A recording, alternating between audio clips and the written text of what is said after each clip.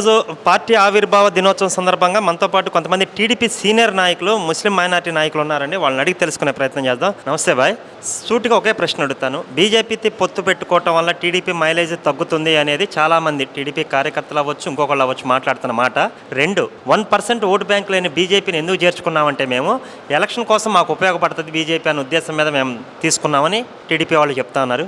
ఏంటి మీ అభిప్రాయం ఎలా ఉంది చెప్పండి? అంటే ఈరోజు రాష్ట్ర పరిస్థితిని మనం ఆలోచిస్తే జగన్మోహన్ రెడ్డి 5 సంవత్సరాల పరిపాలన ఈ రాష్ట్రం అధోగతి పాలైంది. ఈ రాష్ట్రాన్ని మళ్ళీ గాడిలో పెట్టాలన్న చంద్రబాబు నాయుడు గారు వచ్చినా కూడా ఈడు పెట్టిన గోతులకి అది పూడ్చడం ఎవరి వల్ల కాదు. ఈ పరిస్థితుల్లో కేంద్రంలో ఏ ప్రభుత్వం అయితే అధికారంలో ఉంటుందో రేపు వస్తుందని ఊహిస్తున్నామో అలాంటి ప్రభుత్వం ఎన్డీఏ ప్రభుత్వంలో మనం కూడా భాగస్వాములు అయితే ఈ రాష్ట్ర పురోగతికి తోడ్పాటు బాగుంటుందని చెప్పే ఉద్దేశంతోనే ఈరోజు తెలుగుదేశం పార్టీ కానీ జనసేన కానీ ఈరోజు బీజేపీతో కలవటం జరిగింది. అంటే మీరు చెప్తున్నారు బీజేపీతో కలవటం వల్ల కొన్ని వర్గాలు ఉంటాయనేది వాస్తవమైనప్పటికీ కూడా నేను అంటున్నమాట కాదు, జనాల్లో ఉన్న ఒక అపోహ. అదే నేను మీకు అదే చెప్తాను, క్లారిటీ ఇస్తున్నాను. అది వాస్తవమైనప్పటికీ కూడా ప్రజలకు ఒక విషయం తెలుసు. చంద్రబాబు నాయుడు గారు నరేంద్ర మోడీ గారితో కానీ ఎన్డీఏ ప్రభుత్వంతో కానీ ఏ విధంగా ఆయన ఉన్నారో మనం గతంలో 2 సార్లు చూసాం. కానీ జగన్మోహన్ రెడ్డి లాగా మాత్రం బూట్లు నాకడు. అంటే తన స్వార్థం కోసం ఆయన కాళ్ళ దగ్గర పడి ఈ రాష్ట్రంలో కావాల్సిన అన్నిటినీ పణంగా పెట్టి తన కేసుల్ని, తన స్వార్థాన్ని, తన బెయిల్ కోసం, తన జైలు జీవితం నుంచి తప్పించుకోవడానికి మాత్రం చంద్రబాబు నాయుడు గారికి అలాంటి అవసరం లేదు. కాబట్టి ముస్లిం సోదరులు కూడా నేను ఒకటి చెప్తున్నాను, వాస్తవాల్ని గ్రహించండి, ప్రస్తుత పరిస్థితుల గురించి ఆలోచించండి.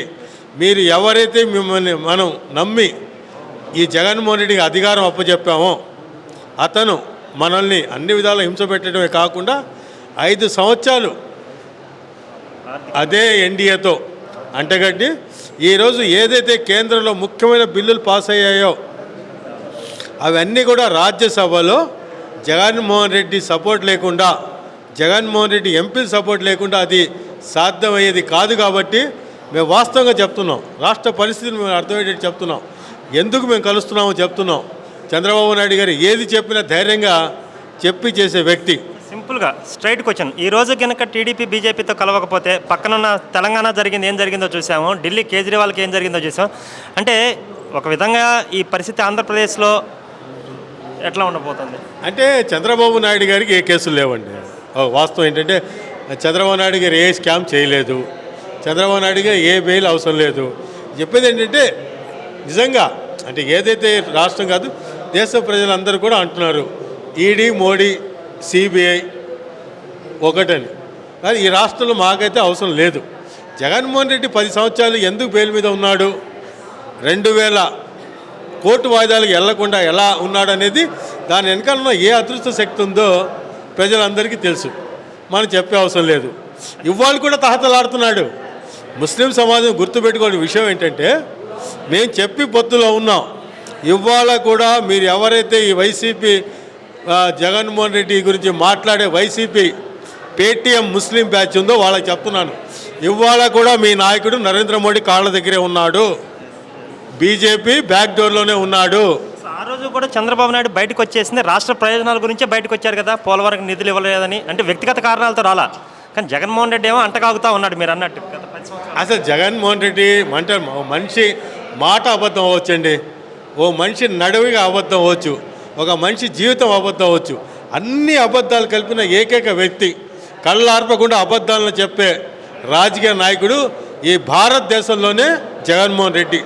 బాబాయ్ మటర్ ఎవడో దేవుడు తెలుసు అంటాడు, బాబాయ్ మటర్ గురించి అడిగితే దేవుడికి తెలుసు అంటాడు, పోలవరం గురించి అడిగితే రాంబాబుని అడగమంటాడు, రాంబాబుని అడిగితే సుకన్యని అడగమంటాడు.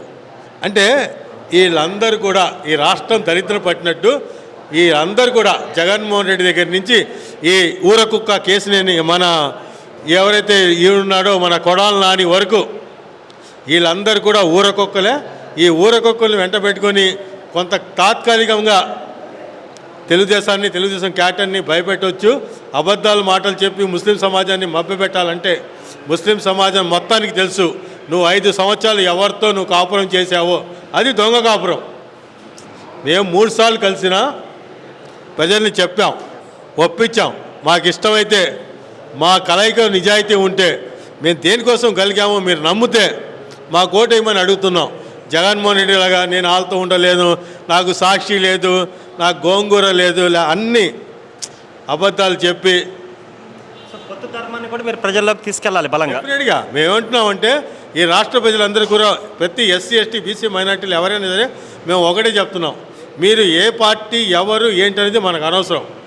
మన ధ్యేయం మన ప్రీతమ నాయకులు నారా చంద్రబాబు నాయుడు గారిని ముఖ్యమంత్రి చేయటం, అది ఒకటే మన టార్గెట్ మనం పెట్టుకొని తెలుగుదేశం కార్యకర్తలే కాకుండా ఏవైతే మిత్రపక్షాలు ఉన్నాయో జనసేన పవన్ కళ్యాణ్ గారికి కూడా ఆశయం కూడా ఇదే. కాబట్టి మనం అందరూ కూడా ఒకే మాట మీద వెళ్ళి రాబోయే రోజుల్లో నారా చంద్రబాబు గారిని అల్టిమేట్ ఏంటండి, ఎవరు గెలిచినా ముఖ్యమంత్రి అయ్యేది ఎవరు? నారా చంద్రబాబు నాయుడు. నారా చంద్రబాబు నాయుడు క్యారెక్టర్ ఎలాంటిది?